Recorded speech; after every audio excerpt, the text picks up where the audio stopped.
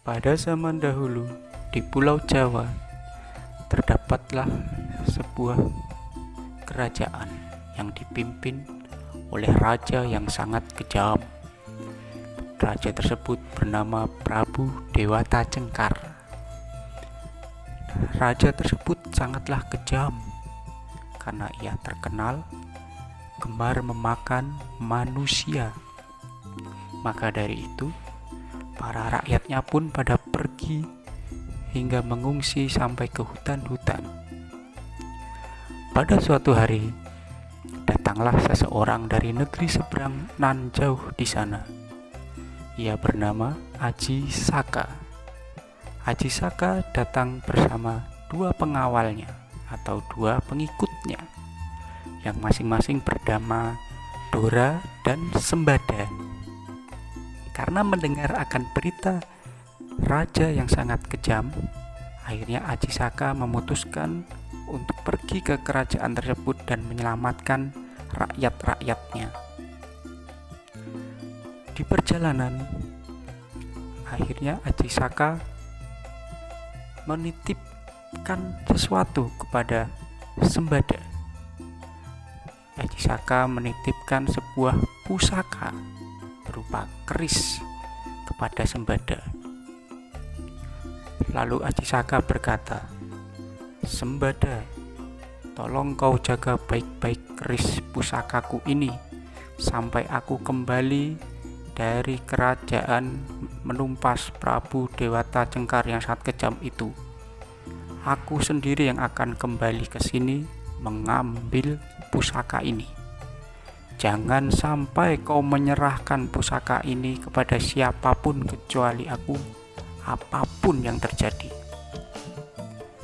Lalu Sembada pun mengiyakan amanat atau permintaan dari Aji Saka tersebut.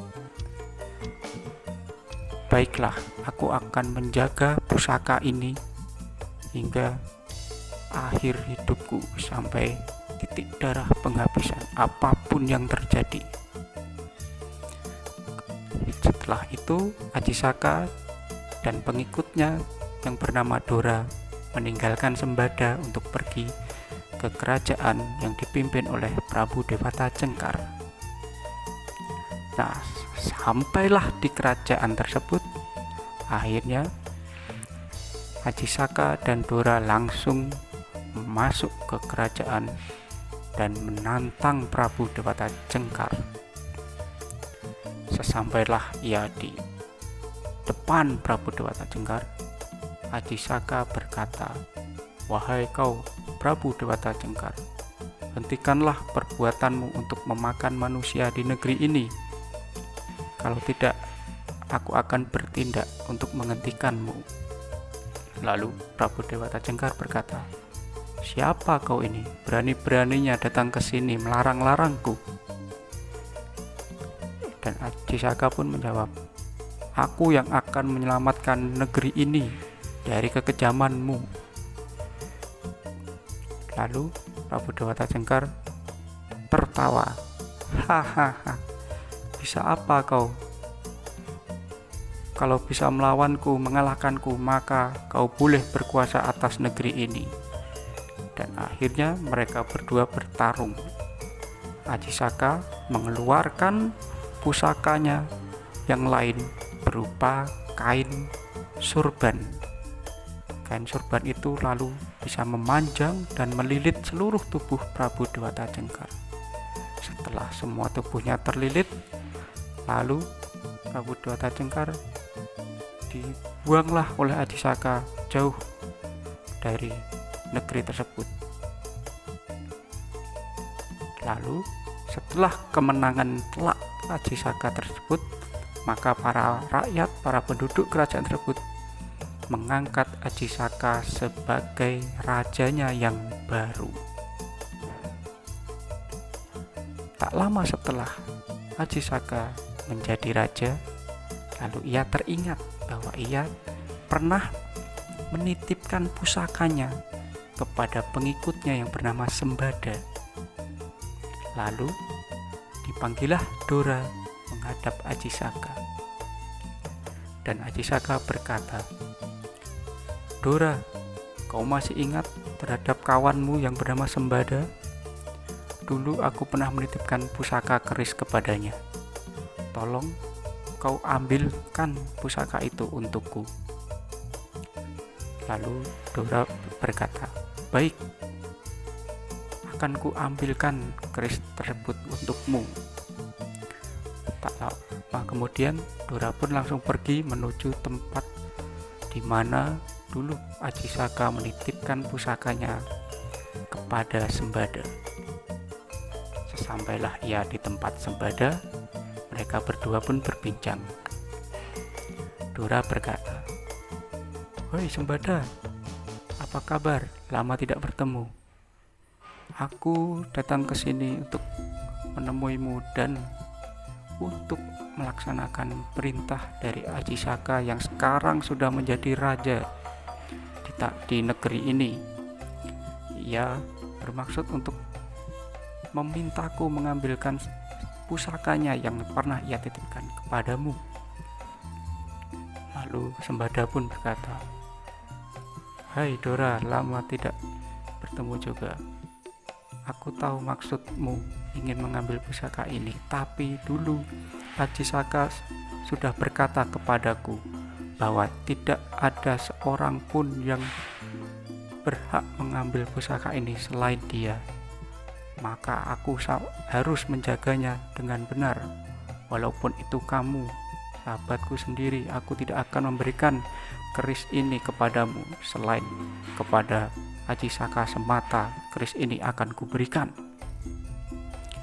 Lalu mereka berdua pun bertikai untuk memperebutkan keris tersebut, karena Dora dapat amanat untuk mengambil keris tersebut dan Sembada mendapat amanat untuk menjaga keris tersebut agar tidak diambil orang lain selain Aji Saka. Dan terjadilah sebuah pertempuran yang sangat besar. Mereka berdua sama-sama sakti, sama-sama kuat, dan akhirnya setelah peperangan atau pertempuran yang besar di antara mereka berdua, maka mereka berdua gugur dalam peperangan. Nah, karena Aji Saka telah lama menanti mereka berdua, maka Aji Saka pun curiga kok mereka tidak kunjung datang. Akhirnya Aji Saka datang sendiri untuk menemui Sembada. Sesampainya di tempat tersebut, Aji Saka pun terkaget-kaget melihat dua pengikut setianya telah gugur dalam pertarungan. Lalu Aji Saka sangatlah menyesal. Ia merasa bersalah karena sudah menyebabkan semua ini. Dan untuk mengingat para pengawalnya tersebut, Dora dan Sembada, maka Aji Saka membuat sebuah prasasti atau sebuah peringatan yang sekarang dikenal dengan tulisan aksara Jawa, yaitu Hana Caraka, yang berarti ada utusan, Data Sawala, yang berarti ada sebuah pertikaian atau perselisihan, Pada Jayanya, yang berarti sama-sama saling kuat,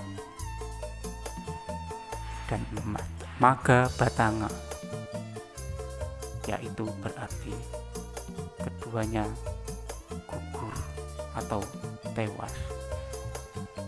Nah, dan sekarang aksara tersebut dipakai sebagai tulisan hingga sekarang, terutama di masyarakat Jawa, khususnya di Yogyakarta dan Jawa Tengah, masih menggunakan aksara tersebut. Demikian cerita hari ini. Terima kasih sudah menyimak cerita kali ini. Sampai jumpa.